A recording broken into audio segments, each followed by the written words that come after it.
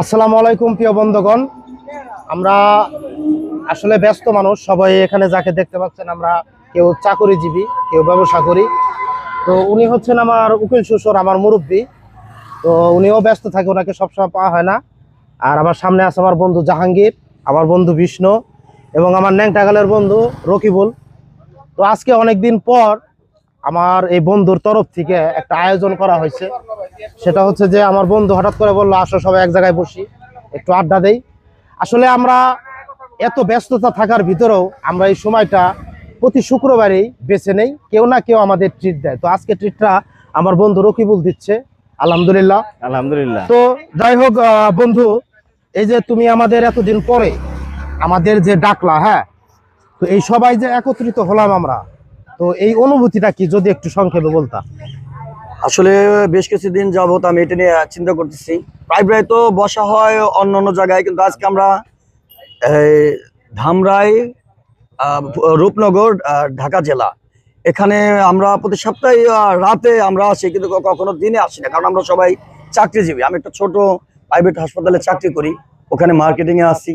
সে সুবাদে সবসময় সময় হয়ে ওঠে না, দায়িত্ব আছে, চাকরি করলে হয় না, শুধু কিছু দায়িত্ব আছে। তবুও অনেক সময় আমরা রাত্রে কথাবার্তা বলতে পারি, কিন্তু দিনে কখনো আমাদের বসা হয় না। তা আমরা চিন্তা করলাম যে আজকে আমরা একসাথে এক জায়গায় বসে আমরা কিছু কথা বলি, একটু কৌশল বিনিময় করি। জীবন চলার পথে অনেক কিছু জীবনে ঘটে যায়, সেই বিষয় নিয়ে আর কি হিসাবে একটু আলাপ আলোচনা করার জন্য আমরা মূলত এখানে আসা। এই জন্য আমি খুব আনন্দিত যে আমিও ওদের ডাকছি। ওরা এত ব্যস্ততার মাঝেও আমার একটু সময় দিতে পারছে, বা একসাথে আমরা দিনের বেলায় আমরা একটু বসতে পারছি, এটা আমাদের খুব ভালো লাগতেছে। এর জন্য আমি আল্লাহর কাছে শুকরিয়া আদায় করি, এবং আমার বন্ধুদের উপরে অসংখ্য তাদের প্রতি আমার ধন্যবাদ এবং ভালোবাসা রইল।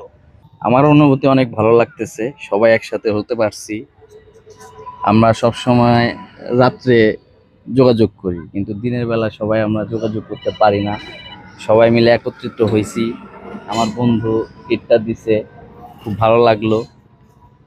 এটাই আমার অনুভূতি হচ্ছে যে আসলে এরকম তো হয় না এখনকার যুগে। বর্তমান ব্যস্ত শহরে সবাই ব্যস্ত, তো সময় করে উঠতে পারি না আর কি। শত ব্যস্ততার মধ্যে আমরা সবাই একসাথে হয়েছি, এটা আলহামদুলিল্লাহ। আর এখন আমার মনে হচ্ছে যে আমরা সেই আগের যুগে, মানে আন্ডার 15-এ চলে আসছি আর কি, সেরকম একটা আনন্দ ফিল করতেছি। থ্যাংক ইউ আমাদের যে চিট হোল্ডার মিস্টার রকিবুল এবং আমাদের নাজবুল ভাই। বেস্ট অফ লাক সবার জন্য।